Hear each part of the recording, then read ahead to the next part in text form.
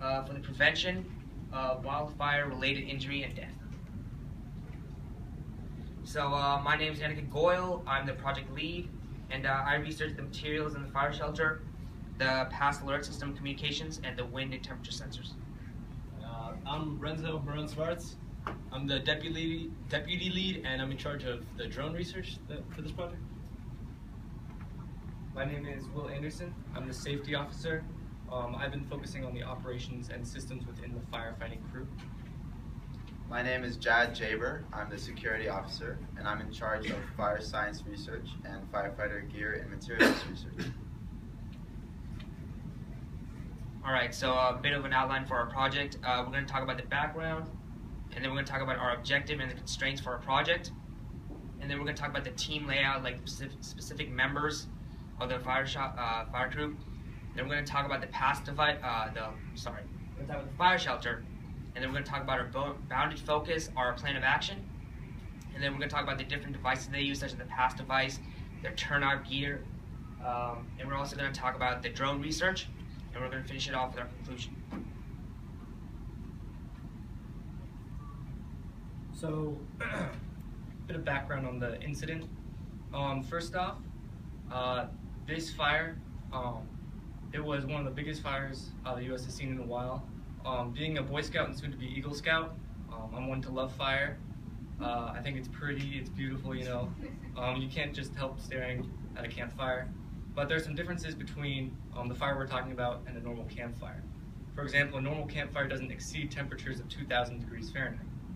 A normal campfire won't approach you at 16 miles an hour. So this fire, it lasted 12 days, from June 28th to June 10th, or July 10th, sorry. And early on, it would travel at 800 acres a day. So or 800 acres every 2 days. So that's pretty quick. So the Granite Mountain Hotshot Crew is what the team was called. The Hotshot Crew is just one who fights wildland forest fires.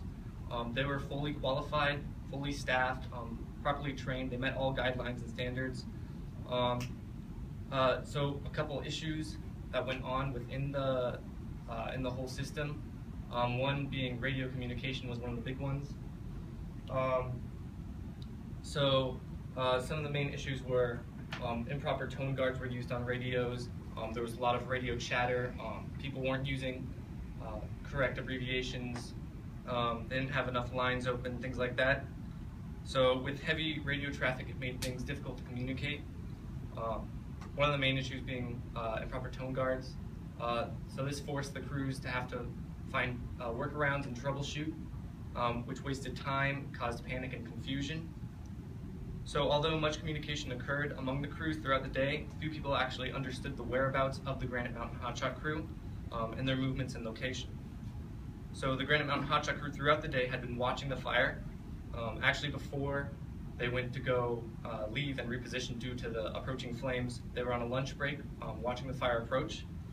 They paid attention to its movements and saw that their position was being compromised.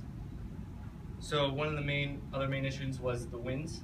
About 15 miles away from the site, there was an outflow due to thunderstorms. This caused a lot of erratic wind shifts. This caused a doubling of fire intensity in that day and flame lengths, a second 90-degree turn of the fire direction, and a dramatically accelerated rate of speed. The Granite Mountain Hotshot Crew did not foresee this happening. They were not given word of the current weather reports and the storms that were approaching. So the judgments and decisions of the incident, management organizations managing the fire were all made reasonably. Nobody did anything wrong per se. The team found no indication of negligence or recklessness, actions or violence of policy or protocol. So the Hotshots had a designated lookout also, and the lookout's position was also compromised during the fire and forced him to retreat and reposition. He also tried to help look to find ways to communicate with the rest of his crew, but failed due to communication problems between radios. So he went out to help evacuate